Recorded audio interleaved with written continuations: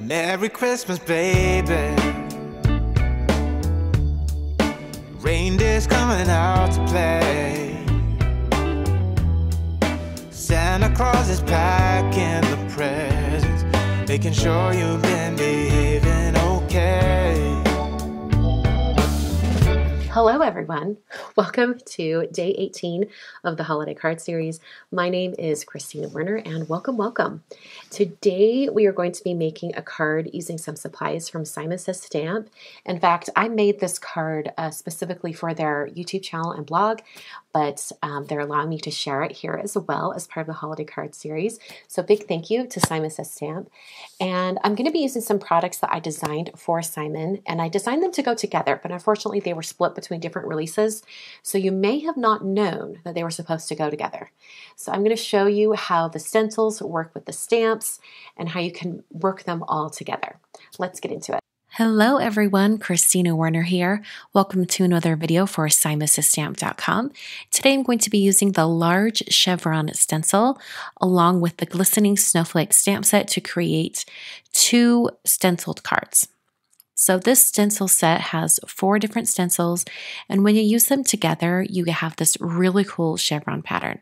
This one stencil right here fits the triangle tree-shaped snowflake stamp in the stamp set. They are meant to go together.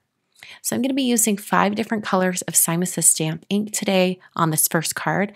I've got cherry, guava, flannel, pearlicious, and pine. Starting out by putting my cardstock kind of inside this one stencil. This is the one that lines up with that tree stamp. And I want to stencil the interior area of this shape so that I can stamp all of those snowflakes inside, the tree snowflake image. So I'm taping my paper to the stencil from the back, just using some Easy C tape. And then I'm going to start bringing on some color. Now this is the color Perfection. I think I said Pearlicious, but it's Perfection.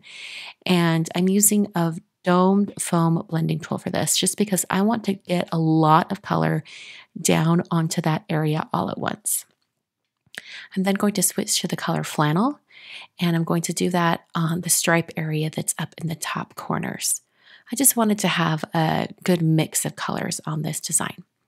Bringing in the next stencil, and it covers up that center area, lining it up very carefully, and I've taped it from the back once again. And now I'm going to use the color Pine. This is a nice intense green, and all of these positively saturated inks go on with a lot of juicy ink, and then as they dry back into the paper, they even out and they also dry just a tiny bit lighter. So just keep that in mind when you're picking out colors if you're going it based off the color that you first see when you apply it. I've moved on to the next stencil, and for this one, I'm not going to be using the smaller triangle right in the center because I've already inked on my large tree shape. Instead, I'm just going to use the color Guava on the stripes on the sides. This is a really, really pretty pink shade, and it goes on really great now, but it also fades back to a beautiful, beautiful pink. So I'm peeling that stencil off, and after I use each stencil, I am cleaning it off right away, just so I can use it immediately following doing this card. I can work on the next card. So I moved on to that last stencil and used the color Cherry, and then I can remove all of the tape off the back of my project. So I'm going to set this one aside because I am going to be heat embossing over the top, so I want it to dry as much as possible. For my next card, I've turned my cardstock so that I can create a landscape card. And for this first set of stencils, which include the smallest of the triangle shapes on the large chevron stencils, I'm going to do a gold embossing powder. So I've stenciled on some Versamark ink, and then I'm applying some gilded embossing powder for Brutus Monroe, just along that center tree shape area, and then also along the stripes on the sides. Now, I keep calling it the tree shape because it does go along with the tree shape in the stamp set, but this is actually a very generic stencil set. It's called Large Chevron for a reason. You do not have to use it with the stamp set. For this card, I'm using 3 colors of blue. I've got Morning, Twilight, and Galaxy. This lightest color called Morning is so beautiful as it's applied. And going on to the next color, Twilight, it goes on very dark at first, but it does fade back quite a bit. So as I start applying all of these colors on the stripes, take note of how these 2 blues look very similar, the colors Twilight and Galaxy. I'm now going to use Galaxy, and it looks almost the same. It's very intense. Those are 2 different blues on those stripes, if you can believe it. But you'll see even more once I get to the very final card. Once everything has dried back, you can see how these colors dry back beautifully. I did try to tape the back of the project on this one even more just to make sure things didn't slide around. And here's a tip when you use this stencil. Go ahead and tape from the front when you're first positioning all of the chevron stripes. Flip it over, add tape to the back, and then you can remove the tape on the front. So moving on to this Galaxy shade and finishing off the ones in the top corner with the color Twilight. And as I remove this stencil, and you can see the entire design, you can see that the 2 darker blues look fairly similar in color. But just take note how close they are in color here, and then you'll see later how they dry back and really even out and look beautiful. You can even see it right here, just about 10 minutes later. So I'm going to be using a die-cut snowflake for one of my cards, and I'm using the Winter Glitter Pack from Simon Says Stamp. I'm going to use the white glitter, although a lot of these colors would work well with my cards today. I'm using the Amelia Snowflake die. I did cut out some of a different snowflake, but I liked the larger size of the Amelia snowflake, so I did go with that one. And I cut it out 3 times out of white cardstock and 1 time out of that white glitter cardstock. And then I used some Gina K Connect glue that I put inside her fine tip bottle, and I'm gluing my snowflakes all together so they create 1 thick snowflake. So I've got 3 white layers that are all adhered together, and then I'm adhering the glitter snowflake on top. And this is just to give some more stability to the snowflake. You could definitely adhere the snowflake, just 1 layer as is, to your card front, but I wanted to have something a little bit more substantial. When it comes to assembling my card, I use some tape just around the outside edges of my card base, and then a few strips of tape in the center. And I used a craft knife to help pick up those release papers on the tape. Just makes it a little bit easier to adhere. And then I adhered my ink blended panel directly onto my card base. I'm going to adhere the snowflake right on top using that same glue, and I'll just use my tweezers to hold the snowflake and kind of hover it over the project until I press down. And I'm going to put an acrylic block over the top just to help hold that snowflake down while it dries. I did have a greeting on there that I had used some soft navy cardstock for, but then I decided that the blues just weren't close enough.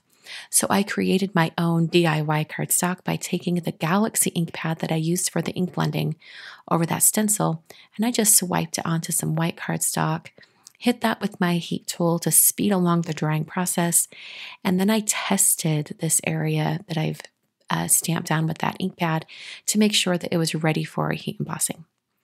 So using an acrylic block from Lawn Fawn and the Warm Wishes stamp from the Simple Holiday Grading stamp set, I'll use that on the second card here in a minute as well.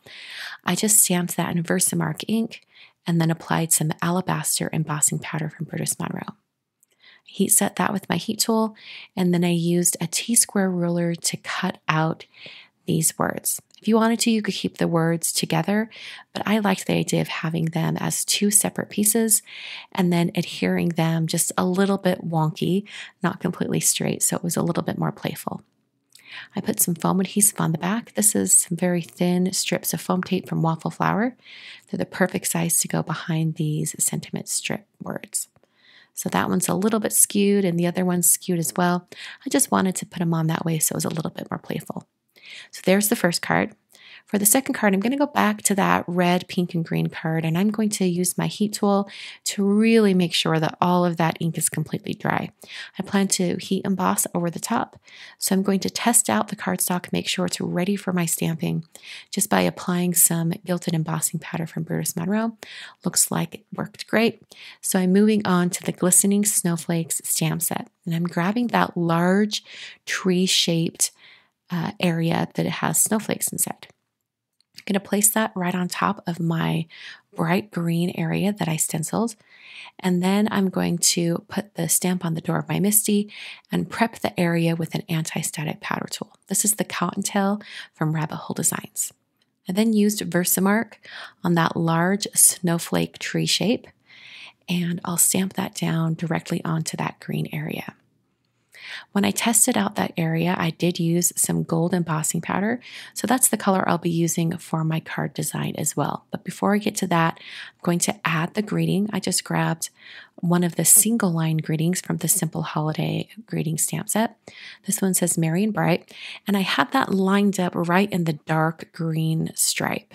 It's the perfect size to go inside that stripe. So I'll apply some of that gilded embossing powder, and you can see how beautiful those snowflakes look inside. It lines up right inside that stencil just perfectly.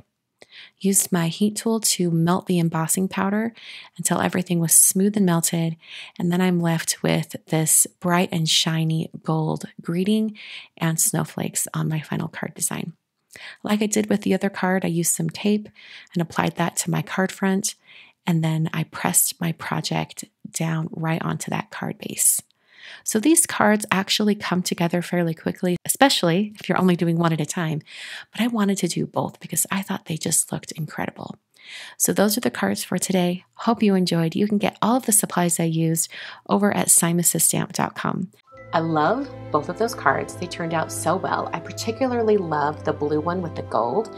I think it looks so great.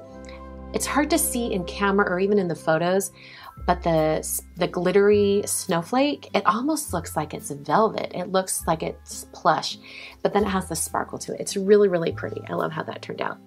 So I'm going to be back on Friday for another live edition of the Holiday Card Series. It will be day 19. Can you believe it? We're almost to 20. The time is just flying by.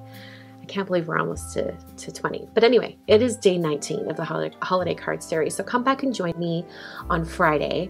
It's at 11 a.m. Mountain Time, and you can just pop in on my YouTube channel and chat with the other card makers and crafting enthusiasts and just whoever. You can chat with everyone in the comments, and we have a really great time.